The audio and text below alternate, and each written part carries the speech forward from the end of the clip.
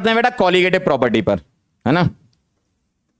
Colligative property क्या होती है? The property which depends on number of solute particle. Solute particle के number पे जो डिपेंड करे उसको क्या बोलते हैं बेटा? Colligative property. जो सॉल्यूट पार्टिकल के नंबर पे डिपेंड करे, ध्यान रखिएगा, है ना। क्या क्या होती हैं? RLVP relative lowering vapour pressure, EVP elevation in boiling point, DFP depression in freezing point, OP osmotic pressure. अब एक एक करके अपन इनको डिस्कस करेंगे, ठीक है। स्क्रीनशॉट ले लो, एक एक करके हम इनको डिस्कस करने जा रहे हैं, ठीक है। एक एक उठाते हैं अपन। क्लियर? क्लियर? चलो भाई, बहुत बढ़िया। आरएलवीपी से स्टार्ट करते हैं। क्या कहानी है? Condition soon low. When non-volatile solute is dissolved in volatile solvent, its vapor pressure decreases. सुनना जरा ध्यान से। जब नॉन वोलेटाइल सॉल्यूट को तुमने वोलेटाइल सॉल्वेंट में मिला दिया तो वेपर प्रेशर क्या होता है? डिक्रीज। ध्यान से सुनो कैसे, कॉन्सेप्चुअल है। कैसे? मेरे पास कंटेनर है जिसमें ए और बी दोनों हैं। ए क्या है तुम्हारा? वोलेटाइल। बी क्या है? Non volatile. ए की वेपर बनी, सही है, ए की वेपर बनी, बी की नहीं बनी। अब ए की वेपर जो लिक्विड की सरफेस पर प्रेशर लगाएंगी, जो प्रेशर लगाएंगी, तो प्रेशर जब लग रहा होगा लिक्विड की सरफेस पर, तो उस सरफेस पर ए भी होगा और बी भी होगा। बी तो नॉन वोलेटाइल है, ठीक है। नॉन वोलेटाइल मतलब क्या होता है? सॉल्यूट। नॉन वोलेटाइल क्या होता है? सॉल्यूट, ठीक है। वो आप मान लो सॉलिड पार्टिकल है उसके, ठीक है, सॉलिड पार्टिकल है। तो प्रेशर जो लगेगा सरफेस पर, तो अवेलेबल स्पेस जो सरफेस पर है ए का, वो तो कम रहेगा ना प्योर ए के मुकाबले। क्यों? यहां तो बी भी है साथ में, है ना।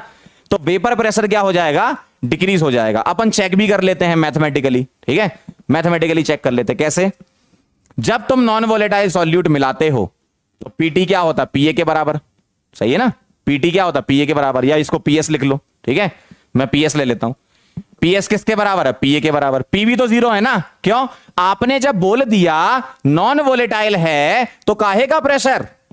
आपने बोला ना नॉन वोलेटाइल है, किस बात का प्रेशर? नहीं है ना, कोई प्रेशर नहीं होगा, ठीक है। तो पीएस क्या होगा? पीए के बराबर। तो पीएस क्या आ गया? पी नॉट ए एक्स ए, ठीक। एक्स ए को बेटा मैं लिख रहा हूं क्या?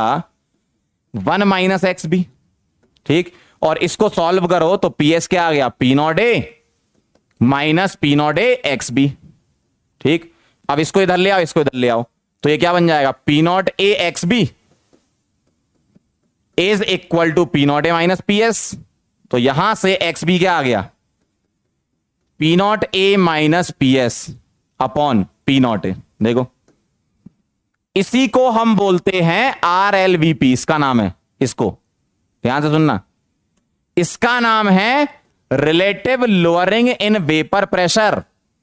किसके बराबर है? मोल फ्रैक्शन के। किसके? सॉल्यूट के। बी किसको माना था? सॉल्यूट को। ध्यान से सुनना, मैं इस स्टेटमेंट को एक और तरीके से लिख रहा हूं। क्या? Relative lowering in vapour pressure. कब? जब नॉन वोलेटाइल सॉल्यूट डालते हो ना। Relative lowering in vapour pressure is equal to mole fraction of the solute.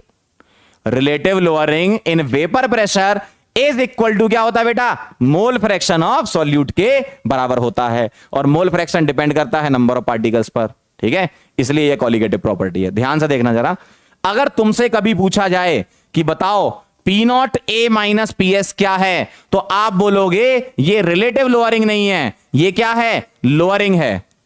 Relative तो तब होगी जब प्योर के रेस्पेक्ट में लोगे, रिलेटिव, है ना, प्योर के रेस्पेक्ट में लोगे।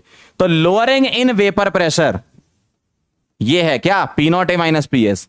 और P not A minus P S by P nought, ये क्या है? Relative lowering in vapour pressure है। ये आरएलवीपी है। और ये सीपी होता है, मतलब कॉलिगेटिव प्रॉपर्टी होता है। ये कॉलिगेटिव प्रॉपर्टी नहीं होता, ध्यान रखना। कभी अगर क्वेश्चन में ऐसा लिखा है, कंफ्यूज करने के लिए दे सकते हैं आपको, lowering in vapour pressure is a colligative property, मना कर देना एकदम मुंह पे, नहीं होती। अगर बोले relative lowering in vapour pressure is a colligative property, एकदम नमस्कार कर लेना उसको, ठीक है। क्लियर है एकदम? समझ गए बात को?